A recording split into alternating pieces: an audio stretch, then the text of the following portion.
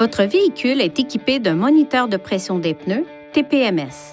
Le témoin d'avertissement de basse pression des pneus s'allume et ce message d'avertissement s'affiche sur le centre d'information du véhicule si la pression d'un ou de plusieurs pneus est basse et qu'ils doivent être gonflés.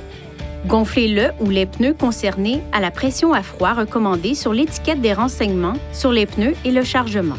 Cette étiquette offre des renseignements importants d'un seul coup d'œil. Elle indique les dimensions et pressions appropriées des pneus, ainsi que le nombre maximal d'occupants et la capacité de charge maximale pour votre véhicule. Veuillez consulter votre manuel du conducteur pour savoir où se trouve l'étiquette des renseignements sur les pneus et le chargement sur votre véhicule.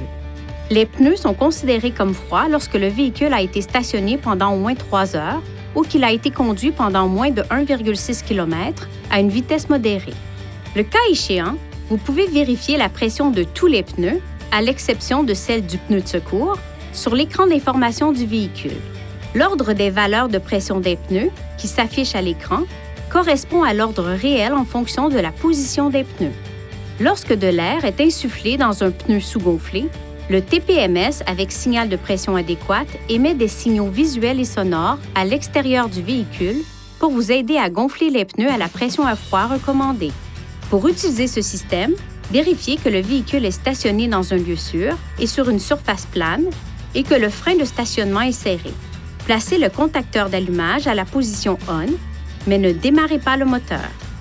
Ajoutez de l'air dans le pneu et au bout de quelques secondes, les feux de détresse commencent à clignoter.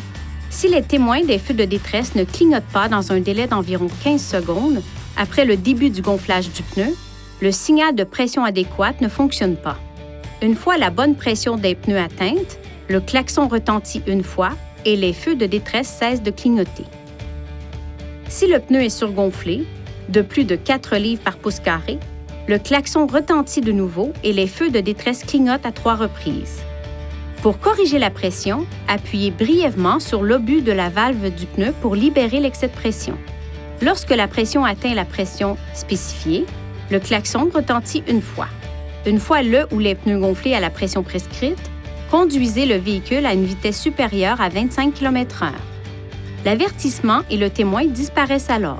Si le témoin du moniteur de basse pression clignote pendant environ 1 minute, puis reste allumé une fois le contact établi, cela signifie que le TPMS ne fonctionne pas correctement. Il est recommandé de visiter un concessionnaire Nissan et de faire vérifier le système. La pression des pneus augmente et diminue en fonction de la chaleur due à la conduite du véhicule et de la température ambiante.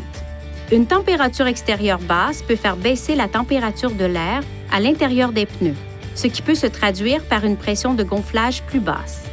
Ceci pourrait faire en sorte que le témoin de basse pression de pneus s'allume. Le moniteur de pression des pneus ne détecte pas les chutes soudaines de pression des pneus, comme dans le cas d'une crevaison, et il ne remplace en aucun cas le bon entretien des pneus.